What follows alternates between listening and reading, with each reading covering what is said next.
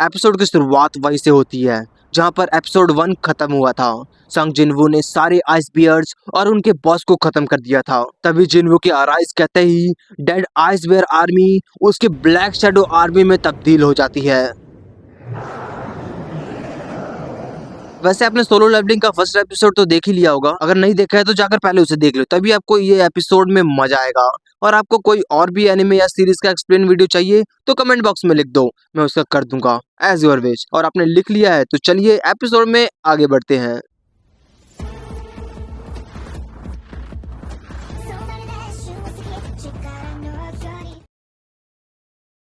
Red gate के बाहर bake, हांगडोंग-सू और बाकी सब उस गेट के खुलने का इंतजार कर रहे थे। इंतजार करते करते लगभग 3 घंटे हो गए थे और उस गेट के अंदर लगभग 3 दिन। हांगडोंग-सू अब सोच लेता है कि संग जिनवू अब बाहर नहीं आ पाएगा, वो पक्का मारा जाएगा, इसलिए वो वहां से जाने लगता है। तभी उसे ध्यान आता है और पूछता है कि संग जिनवू तो व्हाइट टाइगर गिल्ड के साथ नहीं है ना, फिर वो उसके साथ क्यों गया है। मिस्टर ह्यान कहते हैं कि जिनवू उसके जान पहचान का था और उसे सी रैंक गेट देखना था, इसलिए उसने उसकी मदद की। पर हांग दोंगसू बेवकूफ नहीं था, वो मिस्टर ह्यान को गर्दन से उठा लेता है। उसे पता था कि वो लोग दिलचस्प लोगों का पीछा करते हैं, आखिर सच क्या है। तभी बेक भी गुस्सा हो जाता है और हांग दोंगसू से रुकने को कहता है, पर हांग दोंगसू और भी ज्यादा गुस्सा हो जाता है, उसे कोई ऑर्डर नहीं दे सकता। मिस्टर ह्यान डर जाते हैं कि अगर जल्द उन्हें नहीं रोका तो यहाँ पर एस रैंक बैटल स्टार्ट हो जाएगा। पर वो दोनों लड़ने के लिए तैयार हो जाते हैं और अपनी फुल पावर के साथ एक दूसरे पर जोर से हमला करते हैं। रेड गेट के अंदर ए रैंक हंटर किम चुल डरते हुए आगे बढ़ रहा था। तभी उसकी नजर मारे हुए आइस बियर्स पर जाती है। वो हैरान हो गया था कि इनको किसने मारा होगा, कहीं ए रैंक वालों ने तो नहीं। नहीं, ऐसा नहीं हो सकता। तभी उसे आइस लेयर्स का ध्यान आता है और वो फिर से जल्दी वहां से भागने लग जाता है। रेड गेट के बाहर बहुत गर्म माहौल था, लेकिन बेक और हांग दोंगसू के मुक्के टकराने से पहले ही वहां पर वो जिनचुल आ जाता है। वो चीफ इंस्पेक्टर था हंटर एसोसिएशन सर्वेलेंस टीम के अंडर। जिनचुल बताता है कि वो गारंटीड लेता है कि जिनवू एक ई रैंक हंटर है, उसने खुद उसका जांच की थी और उसकी सर्वेलेंस टीम ने हंटर हवांग दोंगसुक की मौत का कारण भी पता किया है। उसकी मौत मैजिक बीच से लड़ते वक्त हुई थी। पर हवांग दोंगसू उसके बात पर यकीन नहीं करता, लेकिन उसे भी लगता है कि जिनवू ने ये नहीं किया होगा। लेकिन असली किलर पक्का वो यूजी कंस्ट्रक्शन का अमीर ज्यादा होगा। अब जिनचुल कहता है कि फिर वो संग जिनवू के पीछे क्यों पड़ा है। हांग दोंगसू कहता है, जाहिर सी बात है ना, ये एक बस बहाना है उस बंदे को मारने का। फिर वो वहां से चला जाता है, ये सोचकर कि संग जिनवू अब नहीं बच पाएगा, लेकिन वो गलत था। रेड गेट के अंदर हांग दोंगसू, पार्क हुईजिन और डी रैंक हंटर आराम से चिल करते हुए बातें कर रहे थे, लेकिन उनकी खुशी किसी को अच्छी नहीं लग रही थी। किमचुल दूर से उन्हें देखकर बहुत ज्यादा गुस्सा हो रहा था। आखिर ये लो रैंक हंटर्स कैसे बच गए और उनके पास गर्म कपड़े, खाना और टेंट कहां से आया। किमचुल काफी गुस्से में चिल्लाते हुए उनकी तरफ बढ़ते हुए पूछता है कि आखिर उसकी पूरी स्ट्राइक टीम मारी गई और तुम लोग आराम से बैठे हो। किसने किसने हमसे गियर्स और टेंट के बारे में छुपाया, किसने मेरी टीम को मरवाया, मेरे 3 गिनने तक बता दो, नहीं तो मारे जाओगे। वैसे उसे पता था कि ये किसने किया होगा, जिनवू ने, पर वो उन सब से सुनना चाहता था। वो अपनी तलवार लेकर 1 2 3 गिनते हुए आगे बढ़ रहा था, लेकिन तभी वहां पर जिनवू आ जाता है और किमचुल को बहुत तगड़े वाला मारता है। किमचुल दूर जाकर गिरता है। फिर जिनवू कहता है, तुम्हारी वजह से तुम्हारे दोस्त मारे गए, ऊपर से तुम आफत को हम तक ले आए। सामने आओ, इतने और के साथ छुप पाना वैसे भी नामुमकिन है। तब जाकर वो सभी आइस लेयर्स बाहर आते हैं। उन्हें देखकर वो तीनों डर गए थे। उनमें से एक आइस लेयर बॉस भी था।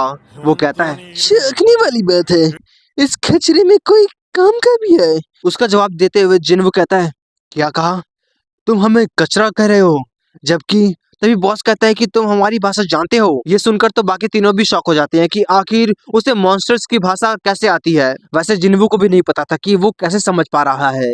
जैसे कि अब वो दोनों बात कर सकते थे, इसलिए बॉस सीधा पॉइंट पर आता है। उसके दोस्त ने उसे बताया कि यहाँ एक इंसान ताकतवर है और उसे तुमसे लड़ना है, पर वो अपनी बात पूरी करता उसे पहले ही पलक झपकते ही जिन्वू उसके दोस्त का गला काट देता है। फिर जल्दी से बॉस की तरफ बढ़ता है, पर वो बॉस भी ताकतवर था।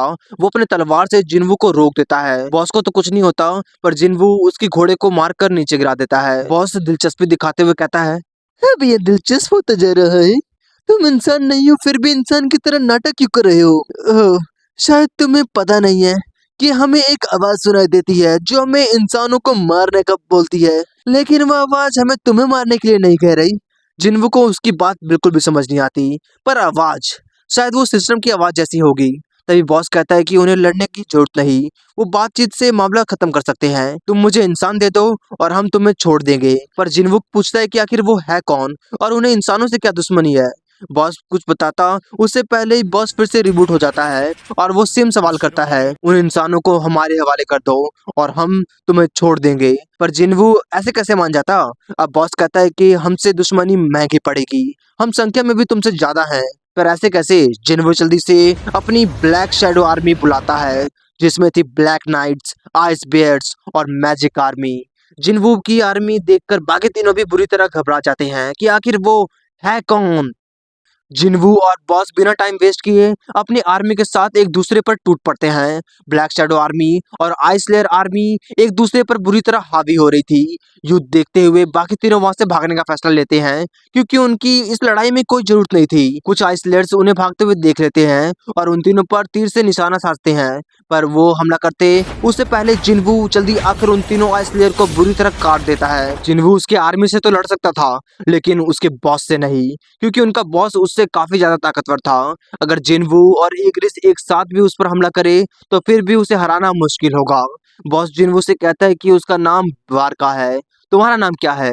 जिन्वू अपना नाम बताते हुए अपने दो स्वॉर्ड्स को समन करता है। अब दोनों एक दूसरे की तरफ टूट पड़ते हैं। जिन्वू अपने तलवार से बारका पर बुरी तरह हमला कर रहा था, पर बारका आराम से बच रहा था, यहाँ तक कि वो तो अपने हाथों पैरों से भी उसके हमले को रोक दे रहा था। बारका जिन्वू को लात मारकर दूर कर देता है, फिर कहता है कि उसने सदियों से लड़ाई का इस तरह लुत्फ नहीं उठाया। तभी जिन्वू के मैजिक सोल्जर्स बारका पर जोरदार आग के गोले से हमला करते हैं। इतने में किमचिल भी उठ गया था और बहुत ज्यादा गुस्से में था, उसे जिन्वू से बदला लेना था, इसलिए वो अपना तलवार लेकर जिन्वू की तरफ भागने लग जाता है। उस हमले से बारका को कुछ नहीं होता। अब बारका और किमचुल के बीच जिन्वू फंस चुका था, लेकिन वो दोनों करीब आते जिन्वू अपने चारों तरफ धूल उड़ाने लग जाता है। बारका कहता है कि वो धूल उड़ाकर बच नहीं सकता, लेकिन तभी उस धूल में से चिल्लाते हुए एक बड़ा सा ब्लैक शैडो नाइट बाहर आता है। वो किमचुल था। उस वक्त जिन्वू ने एग्रिस को समन कर लिया था। एग्रिस चारों तरफ धूल उड़ा देता है और फिर किमचुल को तलवार से मार देता है। जिन्वू को पता था कि ये होने वाला है। किमचुल के मरने के बाद जिन्वू अब किमचुल को ऑराइज करता है और उसका नाम आयरन रखता है। आयरन की तो एक चीख ही बहुत खतरनाक थी, उसकी चीख बारका को पूरी तरह हिला दे रही थी। बारका अब और भी ज्यादा एक्साइटेड हो जाता है, वो तेजी से आयरन पर कूद पड़ता है। आयरन अपने बड़े एक्स से बारका पर हमला कर रहा था, पर बारका आराम से बच जा रहा था, क्योंकि आयरन काफी स्लो था। उसके मुताबिक दूर से उनकी जंग बाकी तीनों हंटर्स देख रहे थे। हान सॉन्ग हिजिन से पूछती है कि क्या असली हंटर बैटल ऐसा होता है। इसके मुताबिक तो वो कभी हंटर बन ही नहीं सकती। हिजिन भी कहती है कि उसने ऐसा कभी नहीं देखा, ये कोई सपना तो नहीं। आयरन बारका पर बहुत खतरनाक वाला हमला कर रहा था, पर बारका आराम से बच जा रहा था। वैसे उसे अब लड़ाई में मजा भी नहीं आ रहा था, इसलिए वो जिन्वू और इग्रिस को भी मैदान में उतरने को कहता है। ये सुनते ही जिन्वू और इग्रिस ऐसा ही करते हैं। वो दोनों भी पूरी फुर्ती से बारका पर टूट पड़ते हैं, पर बारका आसानी से उन दोनों को भी संभाल ले रहा था। आयरन फिर से जोर से चिल्लाता है, जिसके कारण बारका पूरी तरह हिल जाता है। बारका पहले आयरन को खत्म करने के लिए आगे बढ़ता है और उस पर जोरदार वाला हमला करता है। पीछे से इग्रिस बारका पर हमला करता है, पर बारका उससे भी बच जाता है। लेकिन जिन्वू अपने तलवार से उसके पेट पर हमला करने में सफल हो जाता है, पर वो हमला ज्यादा घातक नहीं था। बारका दूर बचकर कहता है, तुम मुझे काफी हल्के मिले रहे हो, है ना। जिन्वू उसका जवाब देता है, तुम वाकई में ताकतवर हो, लेकिन तुम्हारे सोल्जर्स का क्या। और सही में जिन्वू की ब्लैक शैडो आर्मी ने बारका के आइस लेयर सोल्जर्स को खत्म कर दिया था। अब बस बॉस बचा हुआ था। अब बारका गुस्सा हो जाता है और जिन्वू की तरफ तेजी से भागता है। जिन्वू अपना स्वॉर्ड उसकी तरफ तेजी से फेंकता है, लेकिन बारका आसानी से बच जाता है। बारका को लगता है कि वो बेवकूफ है, क्योंकि उसने ऐसा क्यों किया, लेकिन जिन्वू का अलग प्लान था। जिन्वू अपने कंट्रोल से स्वॉर्ड को वापस बुलाता है और इस बार बारका नहीं बच पाता और उसके स्वॉर्ड के टुकड़े टुकड़े हो जाते हैं। फिर बिना टाइम वेस्ट किए आयरन बारका को पकड़ लेता है और मैजिक सोल्जर्स अपने आग से जोरदार हमला करते हैं बारका पर, बहुत खतरनाक वाला। लेकिन बारका को कुछ ज्यादा फर्क नहीं पड़ता, वो उठते ही आयरन के टुकड़े टुकड़े कर देता है। बारका अब बहुत ज्यादा फ्रस्ट्रेट और गुस्सा हो गया था। वो चिल्लाते हुए कहता है, तुम्हारी हिम्मत कैसे हुई, मैं तुम सबको मार दूंगा। तभी उसके पेट पर जोरदार चीरा लगता है, जिन्वू ने गायब होकर किया था। अब खेल खत्म। जिन्वू फिर से वहां से गायब हो जाता है और आयरन अपने एक्स से बारका पर जोरदार हमला करता है। अब जाकर बारका का काम तमाम होता है और इसके साथ ही जिनवू का काफी लेवल अप भी हो जाता है और फिर वहां से तीनों हंटर के पास आ जाता है। जिनवू उन्हें बताता है कि वो अब जीत गए। तीनों ये सुनकर बहुत ज्यादा खुश हो जाते हैं। अब जाकर उनके जान में जान आई। तभी वहां पर गेट खुल जाता है। वो लोग खुश थे कि अब वो लोग वापस घर जा पाएंगे, लेकिन पहले जिनवू को एक काम था। रेड गेट के बाहर बेक और मिस्टर ह्यान परेशान हो रहे थे क्योंकि उस गेट में उनका लगभग एक हफ्ता हो गया था। तभी वो रेड गेट ब्लू हो जाता है और उसके अंदर से लोग बाहर आते हुए दिखाई देते हैं। बेक को लगता है कि वो हंटर किम होगा, उसने कर दिखाया, पर वो तो हंटर पार्क और हंटर गो थे और उनके पीछे ई रैंक हंटर हान सोंग और जिनवू थे। मिस्टर ह्यान जिनवू को देखकर खुश हो जाता है कि उसे तो पता था कि वो जरूर लौटेंगे। सभी के आने के बाद वो गेट गायब हो जाता है। बेक हैरानी में उनसे पूछता है कि बाकी लोग कहाँ पर हैं और हंटर किम कहाँ पर है, यहाँ सिर्फ लोअर रैंक हंटर क्यों है। जिनवू वहां से जाने लगता है पर बेक उसे रोक देता है क्योंकि उसे कुछ सवाल पूछने थे। पर जिनवू कहता है कि वो थक चुका है, वो अपने गिल्ड के लोगों से पूछ ले, और फिर से वहां से जाने लगता है। पर एक बार फिर बेक उसे रोकते हुए कहता है, मेरे गिल्ड से 6 लोग गायब है और उनके साथ क्या हुआ ये पता करना मेरी जिम्मेदारी है। पर जिनवू कहता है, ये सच है, लेकिन ये भी सच है कि मैंने आपके 2 मेंबर्स को बचाया है, तो क्या ये आपकी जिम्मेदारी नहीं है कि आप पहले मेरा शुक्रिया अदा करो। बेक अपने गुस्से को शांत करता है और जिनवू से पहले तो माफी मांगता है। जिनवू हानसोंग को लेकर गाड़ी में बैठकर वहां से चला जाता है। जाने के बाद बेक हंटर पार्क से पूछता है कि आखिर वो कौन है और वो इतने गुस्से में क्यों था। हंटर पार्क की जिन कहती है कि बॉस को हराने के बाद से उसका मूड अचानक से बदल गया। मिस्टर ह्यान कहती है कि शायद थकान की वजह से होगा, वो बुरा इंसान नहीं है। बेकअब मैनेजर ह्यान से कहता है कि उसे वो किसी भी कीमत में उसके गिल्ड में चाहिए। मिस्टर ह्यान समझ जाते हैं कि वो बिल्कुल सही थे। जिनवू हानसोंग को उसके घर पर ड्रॉप कर देता है। हानसोंग जिनवू को शुक्रिया अदा करती है, वो कल या दोबारा जरूर मिलेंगे। वैसे हानसोंग जिनवू से काफी इंप्रेस हो गई थी। जिनवू वहां से निकल जाता है। इतने सब के बाद उसे बस एक तलवार मिला था। उसने बारका को भी अराइज करने की कोशिश की थी, लेकिन वो कर नहीं पाया। 3 बार कोशिश करने के बावजूद शायद वो काफी ज्यादा हाई लेवल का होगा, मतलब फालतू में उसने इतना मेहनत किया। खैर, ये सब सोचते सोचते और अपनी बहन जिना के साथ डिनर करते करते जिनवू अपना दिन पूरा करता है। सुबह यूजिन हो जिनवू को लेने आया था। इस बार भी वो एक नए कवच के साथ आया था, वो भी काफी महंगा था। जिनवू कहता है कि उन्हें रास्ते में किसी को पिक करना है और वो कोई और नहीं, हानसोंग थी।